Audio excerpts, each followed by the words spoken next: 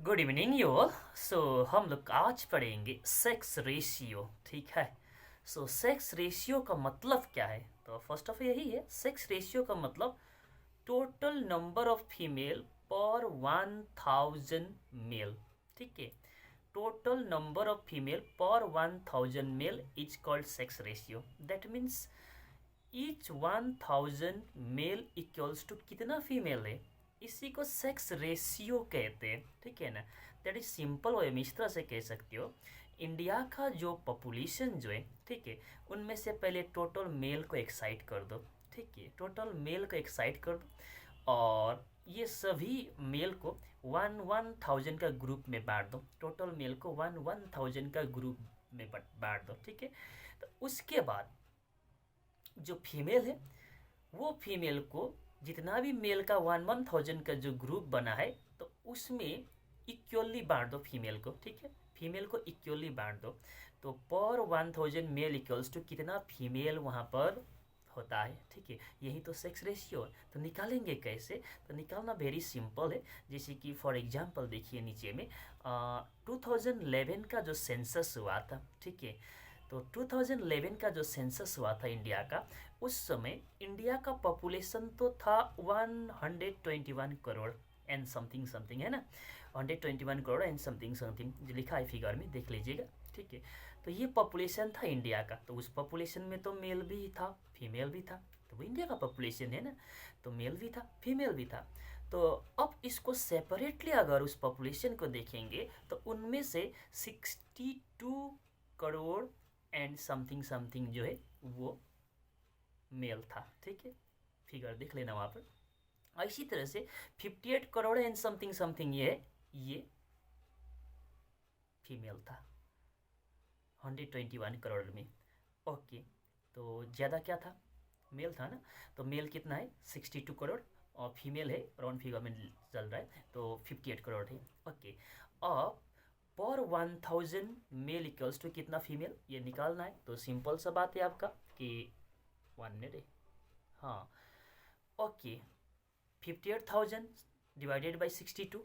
ठीक है, multiply by 1000, तो अप्रोक्स यहाँ पर 940 आ जाएगा। ठीक है, दैट मीन्स 940 फीमेल पर 1000 मेल उस समय था। 940 फीमेल पर 1000 मेल उस समय था सेक्स रेशियो इंडिया का। दैट मीन्स कहने का मतलब पर 1000 मेल के लिए सिर्फ 940 फीमेल्स ही था। तो कहने का मतलब यही हो गया कि पर 1000 में 940 ही फीमेल है। तो 60 जो मेल है उसके लिए शादी करने के लिए लड़की नहीं मिलेगा, यही ना, है कि नहीं? तो अनमेरिड रहना पड़ेगा।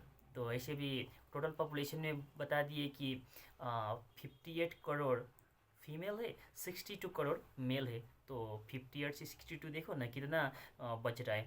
तो वो सबको तो 62 करोड़ मेल है और 58 करोड़ फीमेल है। तो फीमेल तो 58 करोड़ ही है। तो बाकी जो 58 से लेकर के 59, 60, 61, 62, तो 4 करोड़ वहाँ का जो इंडिया का जो मेल को शादी करने के लिए लड़की कहाँ मिलेगा? तो ये चीज़ है। ठीक है, दैट मीन्स इसीलिए सेक्स रेशियो जो है इक्वली होना चाहिए। तो ये नहीं है। ठीक है। ओके। अब इंडिया में देखेंगे, केरला जो है यहाँ पर सेक्स रेशियो हाईएस्ट है। सेक्स रेशियो हाईएस्ट है कहने का मतलब कि फीमेल का नंबर ज़्यादा है केरला में। ठीक है। तो पर 1000 मेल इक्वल्स टू केरला में 1000 कितना दिया है? 84 फीमेल है। तो फीमेल ज़्यादा है केरला में। ओके।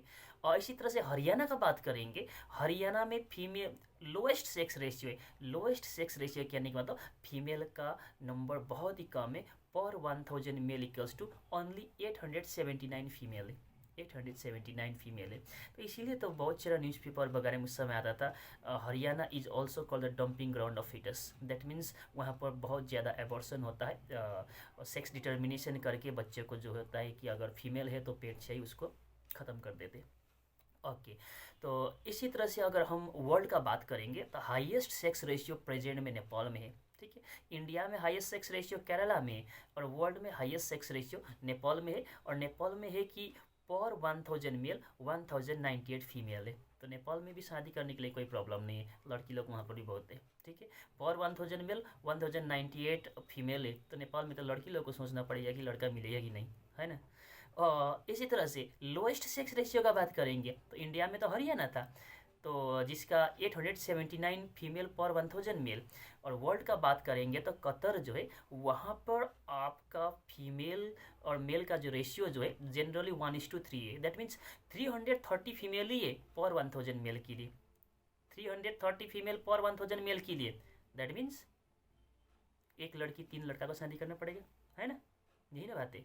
किंतु बात यह है कि ऐसा क्यों होगा, तो इसका रीज़न देखो, इसका रीज़न ये है कि कतर में ज़्यादातर बाहर से गए लोग, फॉरेनर्स लोग जो है वहाँ पर जा कर के काम कर रहे हैं, बहुत दिनों से वहाँ पर बहुत सालों से काम कर रहे हैं। जैसे कि इंडिया से वो जाते हैं ना, बहुत सारे लोग अरेबियन कंट्री जाते हैं काम कर रहे हैं, तो काम कर रहे हैं तो उसका अपना बीबी वगैरह तो घर में है, तो काम करने के लिए तो इंडिया से डिफरेंट कंट्री से जो जाते हैं वहाँ पर तो लड़की तो कम ही जाते हैं, लड़का ही जाते हैं।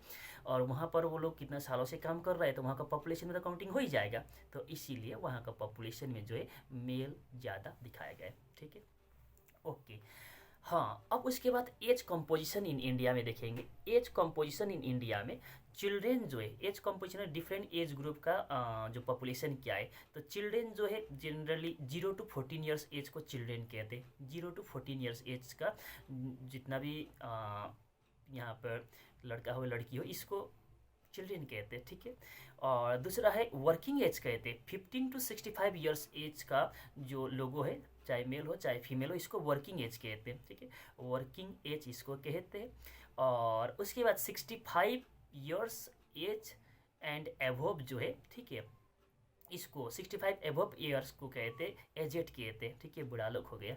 तो फर्स्ट ऑफ ऑल यहाँ पर यही देखिए कि इंडिया में यूथ का पॉपुलेशन बहुत ज़्यादा है, यूथ का पॉपुलेशन बहुत ज़्यादा है। That means generally working age का जो ग्रुप है 15 to 65 ईयर्स का जितना भी लोग जो है ये बहुत ज़्यादा इंडिया में, वो अप्रोक्स 60% से ज़्यादा है, तो कहीं 67% लिखता है, ठीक है ना, तो अभी और बड़ा है, तो जनरली ये 60% से ज़्यादा है। तो इतना याद रखिए, वर्किंग एज का जो पॉपुलेशन जो है इंडिया में, दैट मीन्स 15 से लेकर 65 ईयर्स का एज का ग्रुप का जो पॉपुलेशन जो इंडिया में 60% से ज़्यादा ही है, दैट मीन्स वर्किंग एज का है ना ये लोग।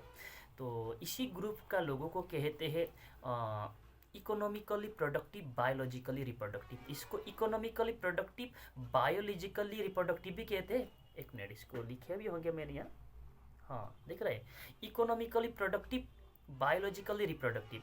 That is 15 to 65 years age group का पीपल को इकोनॉमिकली प्रोडक्टिव कहने का मतलब ये जो है काम कर सकते हैं, ठीक है, घर का जो इनकम में हाथ बटा सकते हैं, कंट्री का इनकम में हाथ बटा सकते हैं, इकोनॉमिकली ये प्रोडक्टिव हो गया। और बायोलॉजिकली रिप्रोडक्टिव कहने का मतलब कि इन लोगों का बॉडी में जो ट्रांसफॉर्मेशन जो हुआ है, प्यूबर्टी का एज आ चुके हैं, ठीक है ना, दैट मीन्स ये लोग रिप्रोडक्शन भी कर सकता है, ये क्षमता है। That means biologically reproductive economically productive है 15 to 65 ईयर्स। इसको वर्किंग पॉपुलेशन भी कहते हैं, ठीक है, और ये देश का इकोनॉमी डेवलपमेंट में ये लोग हेल्प करता है।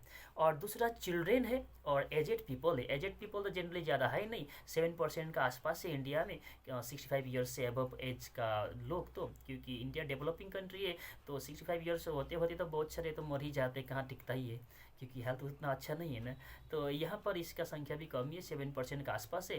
तो एजेड पीपल और चिल्ड्रेन जो है इसको डिपेंडेंट पॉपुलेशन भी कहते हैं, डिपेंडेंट पॉपुलेशन कहते हैं एजेड पीपल और चिल्ड्रेन को। तो डिपेंडेंट क्यों, क्योंकि इन लोगों को प्रॉपर कंटिन्यूस केयर देते रहना पड़ता है। ये लोग इनकम नहीं करेंगे, 0 to 14 ईयर्स का बच्चा क्या कमाई करेंगे, तो वो तो पेरेंट्स पर डिपेंडेंट है, पेरेंट्स को कंटिन्यूस केयर देना पड़ेगा उनको, ठीक है, ये तो दूसरे पर डिपेंडेंट है।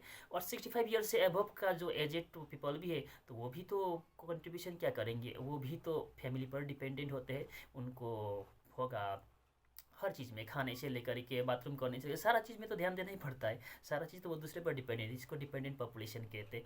और जनरली ये डिपेंडेंट पॉपुलेशन जो है इकोनॉमी का ग्रोथ में हेल्प नहीं करता है, ठीक है, वर्किंग एज वाला ग्रुप इकोनॉमी का ग्रोथ में हेल्प करते। इसलिए बहुत बार मोदी जी कहते हैं ना कि इंडिया में जो है यूथ का वर्किंग एज का जो पॉपुलेशन बहुत ही ज़्यादा है, अगर इसको सही ढंग से अगर इस्तेमाल करेंगे तो इंडिया नंबर 1 बन सकता है वर्ल्ड में। तो ये चीज़ है। तो चिल्ड्रेन का आप देख सकते हैं इस तरह से चिल्ड्रेन का कितना परसेंटेज होता होगा। यहाँ से वर्किंग एज 60% से ज़्यादा है और एजेड है 7% का आसपास, और बाकी तो बच गया तो चिल्ड्रेन है। ओके, तो यहाँ पर एक बार आप बताइए, जिसका एज होगा 14 साल 2 महीना, उसको किस में काउंट कीजिएगा, वर्किंग एज में या चिल्ड्रेन में? आप बताइएगा। ठीक है, आज के लिए इतना ही। हाँ, और क्या, और कुछ नहीं। चलो, ज़्यादा पढ़ना नहीं चाहिए।